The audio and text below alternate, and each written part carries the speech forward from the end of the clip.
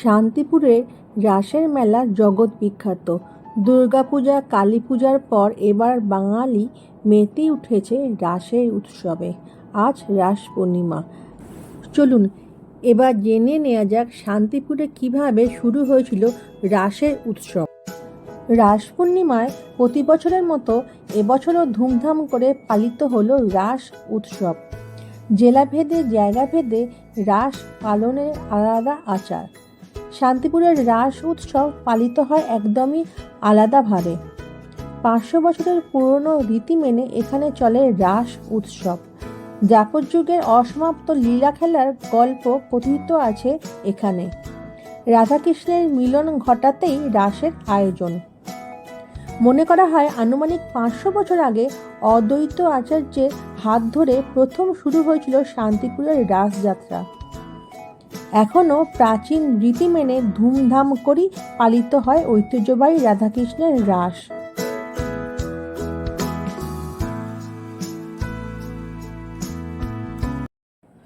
পুরাণ অনুযায়ী শান্তিপুরে রাসের প্রথম সূচনা করেছিলেন অদ্বৈতাচার্য, সেটা প্রথমেই বলেছি। বলা হয়ে থাকে তিনি ছিলেন নাকি শিবের অবতার। এই নিয়ে এক কাহিনীও প্রচলিত আছে। কি সেই কাহিনী? শিবের মনে নাকি রাস নিয়ে কৌতূহল ছিল।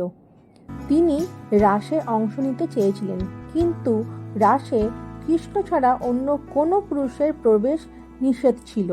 তাই তিনি ছদ্মবেশে রাসে অংশ নিয়েছিলেন, কিন্তু কৃষ্ণ তা বুঝতে পেরে যান এবং রাসের প্রাঙ্গণ ত্যাগ করেন।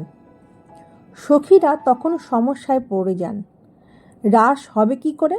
তখন তারা শ্রী রাধাকে দোলায় চাপিয়ে নগর পরিভ্রমণ করেছিলেন, আর সেই দিনের জন্য রায় হয়েছিলেন রাজা।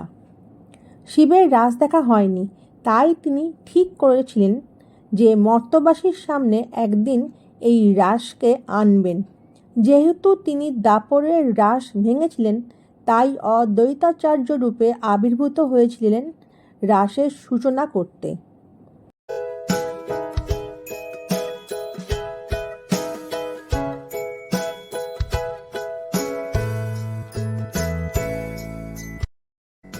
অন্যদিকে ইতিহাস অনুসারে 12 ভূঁইয়ার এক ভূঁইয়া ছিলেন প্রতাপাদিত্য।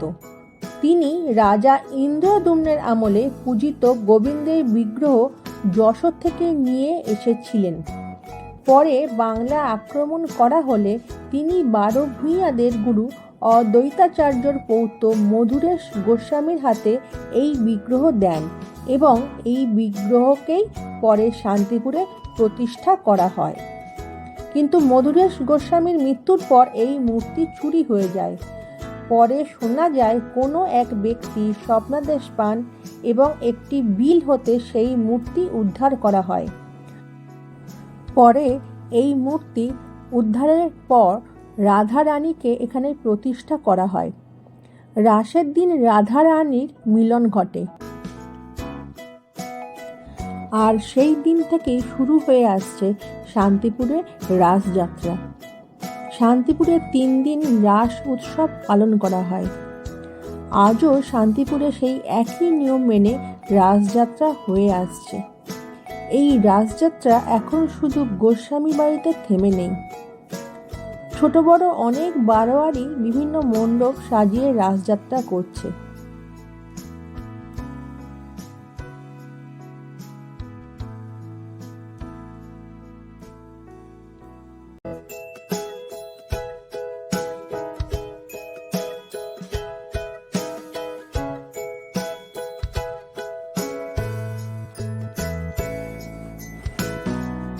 রাস যেমন রাধাকৃষ্ণের মিলন প্রাঙ্গণ, তেমনি সব ধর্ম বর্ণ মানুষের মিলন প্রাঙ্গণ। রাসের জন্য বিভিন্ন মানুষ শান্তিপুরে ছুটে আসেন।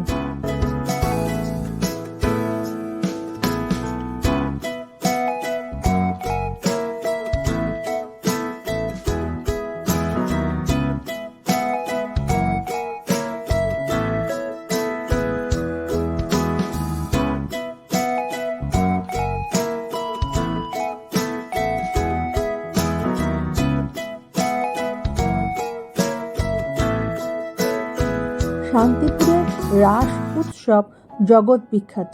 তবে জানেন কি, এর সঙ্গে জড়িয়ে রয়েছে বেলজিয়াম ফানুসের এক অজানা কাহিনী।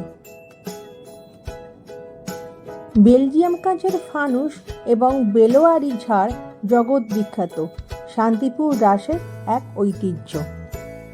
বিভিন্ন মঠ, মন্দির, মসজিদ কিংবা পুজো মণ্ডপের ওপরে ঝাড়বাতির লণ্ঠন বহু কাল ধরেই প্রচলন হয়ে আসছে।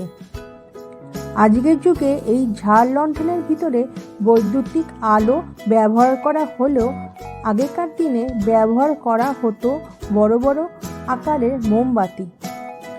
মোমবাতির আলো ঝাড় লণ্ঠনের কাঁচের মধ্যে পড়ে সেই আলোতেই আলোকিত হতো বিভিন্ন মণ্ডপ। আর এই ঝাড়বাতিকে বলা হয় বেলোয়ারি। এই কাঁচ আগে বেশিরভাগ আসতো ইউরোপ থেকে, বর্তমানে যা বেলজিয়াম কাঁচ নামে সকলের কাছে পরিচিত। প্রাগৈতিহাসিক যুগে তখনও বেলজিয়াম বলে আলাদা দেশ হয়ে ওঠেনি। ইউরোপের ভেনিস শহরে বেলজিয়াম বলে একটি জায়গা ছিল। সেই জায়গাতে এই ধরনের ঝাড়ের ফানুস তৈরি করা হতো বলে জানা যায়। অত্যন্ত সুদক্ষ পারদর্শী শ্রমিকের দ্বারা আগুনে কাঁচ গলিয়ে নিজেদের দক্ষতার বলে সেই বেলজিয়াম ফানুস তৈরি করা হতো। আর তার মধ্যেই বড় বড় আকারের মোমবাতি জ্বালিয়ে তৈরি করা হতো এই বেলজিয়াম ঝাড়। নদিয়ার শান্তিপুরের রাধারমণজিউ মঠবাড়ি, কালাচাঁদ ঠাকুর বাড়ি এবং ডক্টর দীনদয়াল প্রামাণিকের বাড়ি, যেটি বর্তমানে বাবুদের বাড়ি নামে পরিচিত, সেই দুই বাড়িতেই আজও রাসযাত্রা উপলক্ষে প্রস্তুত করা হয় বেলজিয়াম ঝাড়।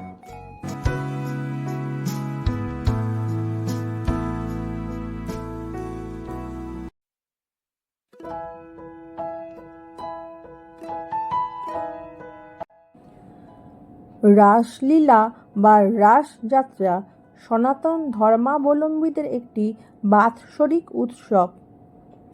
রাস মূলত শ্রীকৃষ্ণের ব্রজলীলার অনুকরণে বৈষ্ণবীয় ভাবধারায় অনুষ্ঠিত ধর্মীয় উৎসব। ভগবান কৃষ্ণের রসপূর্ণ অর্থাৎ তাত্ত্বিক রসের সমৃদ্ধ কথাবস্তুকে রাসযাত্রার মাধ্যমে জীবাত্মার থেকে পরমাত্মায় এবং দৈনন্দিন জীবনের সুখানুভূতিকে আধ্যাত্মিকতায় এবং কাম প্রবৃত্তিসমূহকে প্রেমাত্মক প্রকৃতিতে রূপ প্রদান করে অঙ্কন করা হয়েছে।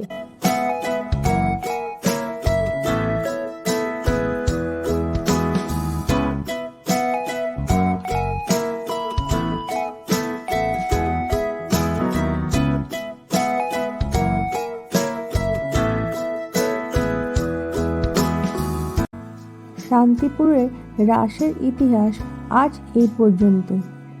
আগামী কোনো পর্বে আবার কিছু নতুন তথ্য নিয়ে আবার আপনাদের সামনে হাজির হব। আমার ব্লগটা ভালো লাগলে please subscribe my channel and like, share and comment. তোমরা সকলে ভালো থাকবে। আজ এই পর্যন্ত। Bye bye.